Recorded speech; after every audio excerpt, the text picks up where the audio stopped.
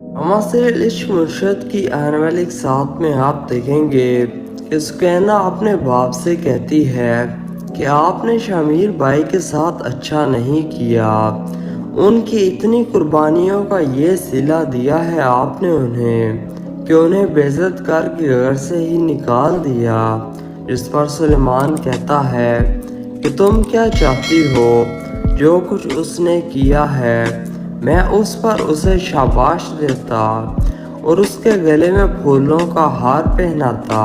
वो बहरूपिया इतने अरसे से बेस बदल कर हमें धोखा दे रहा था और हमारे ही घर में घुस कर सारी प्लानिंग कर रहा था।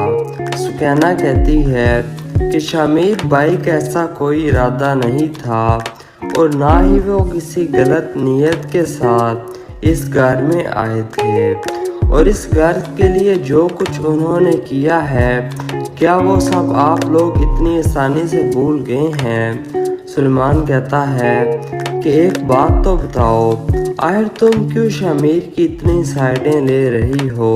तुम्हें शुक्र अदा करना चाहिए कि तुम्हारी बहन उस घटिया शख्स से बच गई, लेकिन उल्टा तुम तो हमें ही कसूरवार ठहराए जा रही हो। जिस पर सुकैना कहती है कि हाँ आप लोग कसूरवार हैं, तो मैं आप लोगों को कसूरवार ठहरा रही हूँ ना। और शामिर भाई की मैं साइडें इसलिए ले रही हूँ क्योंकि जो मैं जानती हूँ वो आप लोग नहीं जानते। और जितना शामिर भाई ने मेरे ज़ुहैब के साथ रिश्ते को बचाने के लिए किया है उतना आपने सोचा भी नहीं होगा। आपको क्या लगता है कि आपकी वो लालची बहन रातों रात आकर आपसे माफ़ियाँ क्यों मांगने लगी, जो कल तक मुझे ज़ुहैब से तलाक दिलवाने की बातें कर रही थी।